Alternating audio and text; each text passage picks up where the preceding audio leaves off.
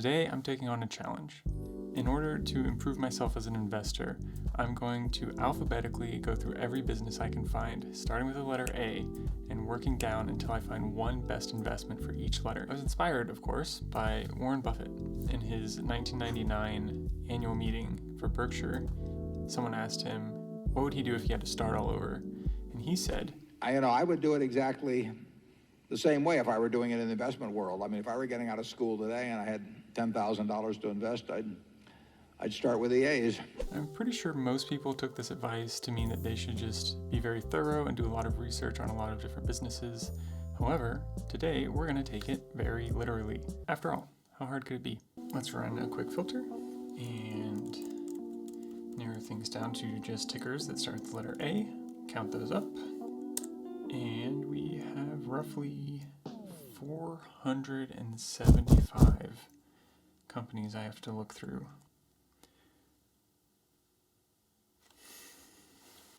So I did not expect there to be so many.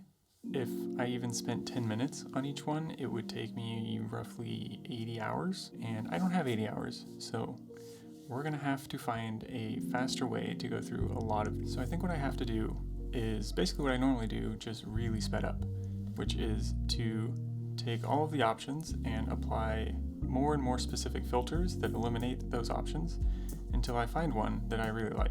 There are two main ways that you can filter down stocks, which is to look at them as businesses and then determine which ones are within your circle of competence and which ones are within a certain margin of safety, where your circle of competence is what you know and what you don't know and knowing the difference, and your margin of safety is trying to tell the difference between the value of what you will get in the long run and the price of what the cost you will be paying in the short term is. I think I'm going to start with circle of competence because I feel like I have a pretty good grasp on the things I know and the things I don't know. And if I just focus on the things that I know and eliminate the things I don't know, that will get rid of a lot of the companies. And it includes basically anything to do with China, anything to do with pharmaceuticals, most things to do with chemistry. There will be some odds and ends there, I'm sure, that I will be able to look at and just say, I should skip this because there is a worst case scenario where I convince myself that I should buy it and then it ends up badly. So then we move on to margin of safety, which I usually think of in two ways. One is qualitative and the other is quantitative. So qualitative basically means how predictable is the company, how likely is their success over the long term. And quantitative is just the numbers. It's just the balance sheet, the cash flows, the debt statements, all of that, and making sure in both cases that the value that the company will end up at in the long term is not too far separate from the cost that I'm paying in the moment. Great, I am back. I've just applied the circle of competence filter and the qualitative margin of safety filter. And that took most of the time that I had, but I've narrowed it down to 26 companies, which is roughly 5% of the total we started with. So I am feeling like we can actually do this. All right, I've applied the quantitative filters, and what I'm basically looking for is, are they making money, which is important? Are they in debt, which can cause a lot of problems? And are they able to reinvest the money that they do make well? Because if I'm giving them my money, I want to make sure that they know what to do with it. I think that's fair. And once I do that, I've eliminated all the companies down to a list of 11. So 11 is still a lot of companies to try to invest in. And I do have one more trick that I like to use to filter things down. But before I say that, I want to say a couple things, which is that I know I'm not getting into a lot of detail, and it's largely because the other 25 letters that I'm going to do this year are going to follow this exact same process. And I will try to get into the details of those companies and exactly what I'm looking at then. And the other thing is that I am not a financial advisor, right? This is just a disclaimer that I'm not a professional. I'm not giving you financial advice.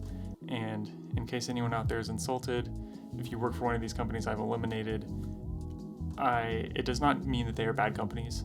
It is simply that they either did not meet my standards or I did not understand them. And it's probably that I didn't understand them. So there could still be value out there in those businesses. That last trick that I mentioned is the checklist. And this is not a list of exclusion criteria per se, but just a list of questions that I've accumulated over time to remind myself that I should think about before I buy a stock. And the one that helped me the most this time was thinking, if I had theoretically 10 times the market cap of a company, would I be able to build a company that replaces them and outcompetes them? And if the answer to that is no, then you know that they have a strong barrier to entry, a strong moat, a strong amount of competition. Now, we don't have the market cap of these companies because I'm not looking at the price before I do all this research and make a decision, but you can usually replace that with some large number. Doing that has allowed me to take this list of 11 and narrow it down to 6. So given all the work that we've done, I'm pretty sure these last 6 are pretty great businesses and would probably be pretty great investments. And I could take the $1,000 that I promised to invest and spread it across all 6 of them, and that by itself would be a portfolio that did pretty well. But I don't want to do that. And here's why. I want to, rather than diversify, I want to focus my capital on what I think my best idea is. And there's 2 reasons for that.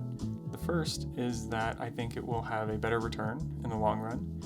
And the second is that I want to have made a decision. Because if I've made a decision, then I can be wrong. And if I'm wrong, then I have an opportunity to learn. And I will make more money in the future with future capital because I'm now better at what I'm doing. So as this list gets shorter, it becomes harder and harder to eliminate names. And what you basically have to do at this point is look at the difference between the price and the value you expect and just rank order them and see which one you'll be able to make the most off of. But even once you do that, it's not enough to know that a stock might be discounted. You also have to sort of know why. And the way that I usually do this is looking into the market and trying to see if there are any unwarranted negative emotions toward a business. And there's some work that goes into determining if they are unwarranted, because that is very important. Because if they are warranted, you don't want to buy it. But once you do that, you can have a strong conviction and be able to hold the stock through ups and downs for the long term, hopefully forever. I've narrowed it down to a single stock. The last stock of the A's to survive all the filters that I think is the best investment for me right now. But before I mention it, I want to say that as soon as I finish this video, I'm moving on to the letter B, which should be out in about 2 weeks from the day this is published. And if you want to check that out, please subscribe. So normally I would want a dollar cost average over, some number of days or weeks. I obviously don't have weeks, and there were so many A's, 475, that I really came down to the wire. I had an hour left before the market closed to sort of dollar cost average over an hour, and I ended up with a cost basis of $160.91 for American Express. American Express is a great business. They have a great product, a great customer base, and a great brand. But we have to ask ourselves, why would such an amazing business that we will happily own indefinitely, why is it at a discounted price? And in case you're watching this in the future, we are currently living through what will likely come to be known as the Silicon Valley banking crisis. So in addition to all the other craziness happening in the world, there is also this depression in pretty much every financial stock. And I think that when it comes to American Express, it is undeserved, and the future will bear that truth out.